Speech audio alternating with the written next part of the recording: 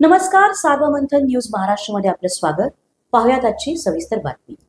नगर मनमाड राज्य महामार्गावरील राहुरी फॅक्टरी येथील हॉटेल प्रयाग बियर बारमध्ये भरधाव वेगात आलेल्या कंटेनरने रस्त्याच्या कडेला असलेल्या कार, रिक्षा व दुचाकी वाहनांना चिरडून हॉटेलमध्ये घुसल्याने 3 जण गंभीर जखमी झाल्याचे समजले असून आत कंटेनर चालक हा केबिनमध्ये गुंतलेला असताना जखमींना बाहेर काढण्याचे काम सुरू होते.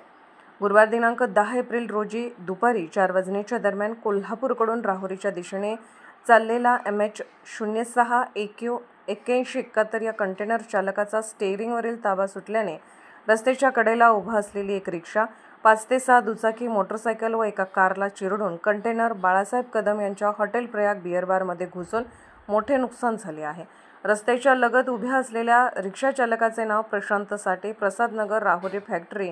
कार चालकाचे नाव संजय बाजकर, राहणार राहुरी असे समजले आहे, तर दुचाकी चालकाचे नाव समजू शकले नाही. मात्र रस्त्याच्या कडेला असलेल्या वाहन चालकांना कुठलीही इजा झाली नाही. घटनास्थळी बघ्यांची मोठी गर्दी झाली होती, तर जखमींना बाहेर काढण्याचे काम सुरू होते. घटना घडल्यानंतर नगर मनमाड राज्य महामार्गावर दुतर्फा वाहनांच्या मोठ्या रांगा लागल्या होत्या.